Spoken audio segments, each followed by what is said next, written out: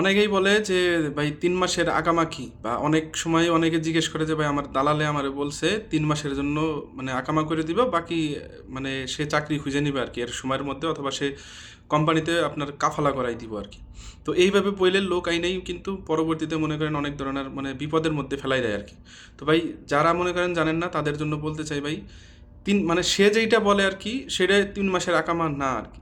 তো সে কি করে, আপনার যে কোনো একটা ভিসা যদি ইস্যু হয় ওয়ার্ক পারমিটের, তো ওয়ার্ক পারমিটের ভিসা ইস্যু হইলে আপনার 90 দিনের একটা পারমিশন থাকে সেটার সাথে। আপনার ওইখানে দেখবেন আপনার যে সময় ভিসাটা ইস্যু হয় আর কি, স্টাম্পিং হয়, ওইখানে দেখবেন 90 দিনের একটা পারমিশন দেওয়া থাকে। আপনার প্রবেশের পর থেকে আপনি 90 দিন পর্যন্ত সময় পাবেন যে কোনো একটা কোম্পানি ধরে বা আপনার যে কোনো একটা কিছু কইরা আপনি আকামা বানানোর আর কি। এই 90 দিন পর্যন্ত, 90 দিনের মধ্যে আপনার মানে আকামা বানাইতে হবে আর কি। এরপরে যদি এই 90 দিন যদি আপনার পার হয়ে যায় তাহলে আপনি অবৈধ হয়ে যাবেন, এবং এই 90 দিন আপনি আপনার পাসপোর্ট দেখায়ে মনে করেন মানে চলতে পারবেন আর কি এইখানে।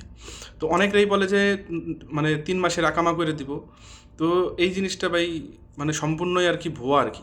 ৩ মাসের আকামা ভাই এখন করা যায় আর কি, বাট সেডে আর এইটার মধ্যে ভাই অনেক পার্থক্য। এইটা হইতেছে আপনার যে ভিসার মানে আপনার স্টাম্পিং হওয়ার পরে যে 90 দিন, ওইটারই আর কি ওরা বলে যে এই যে 90 দিনের আকামা দিতেছি ভাই, এই 90 দিন আপনারা গভর্নমেন্ট থেকে ভিসা ইস্যু হওয়ার পর থেকে অটোমেটিক আপনি আপনার ভিসার সাথে পাইতেছেন আর কি। আপনি যে সময় ভিসার পেপারটা আপনি হাতে নেবেন, সাইডে দেখবেন যে সুন্দর করে 90 ডেজ আপনার ভ্যালিডিটি ওইখানে লেখা থাকে আর কি।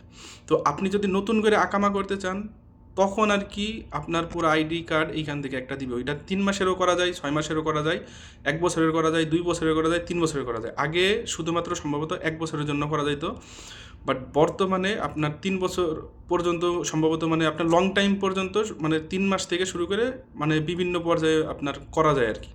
তো সৌদি আরবের কফিলের মাধ্যমে যারা করে তারা সাধারণত 1 বছরের জন্য মনে করেন করে, তারা ওই 3 মাসের জন্য করতে চায় না। কারণ আপনি যে সময় একটা আকামা করবেন, আকামা করার সময় আপনার যেই সময় ছোটো কোনো মুয়াসাসাই করলে আপনার সম্ভবত 2000 রিয়ালের মতন আপনার একটা ফি আসে, 2200 রিয়ালের মতন, এবং সাথে আপনার তারে আপনার একটা ফয়দা দেওয়া লাগে। তো টোটাল মিলে প্রায় 6000 রিয়ালের মতন বা 7000 রিয়ালের মতন এরকম খরচ হয়।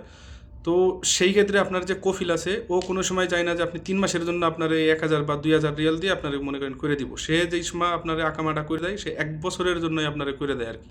কারণ তার ওই 500 বা 200-400 রিয়ালে তার কোনো কিছু যায় আসে না, বা তার কোনো কিছু হয়ও না। তো সে যেই সময় আপনার আকামা করে দেবো তার আন্ডারে, সেও চাই যে আমার যে আপনার যে তার যে ফয়দার যে বাগড়া সেটার জন্য একবারে বা এককভাবে মনে করেন সে পায় আর কি, একবারে হাতে পায় আর কি। তো ভাই সবাইরে বলি যে ভুলেও কোনো সময় দালালের প্রতারণায় পইড়া, যে দালাল অনেক সময় বলে যে 3 মাসের আকামা দিয়ে তোমাকে আমি নিয়ে আসবো, বা তুমি 3 মাসের আকামা দেওয়ার পরে তোমারে আমি এই কোম্পানিতে কাফালা করে দেবো, এটা করবো সেটা করবো।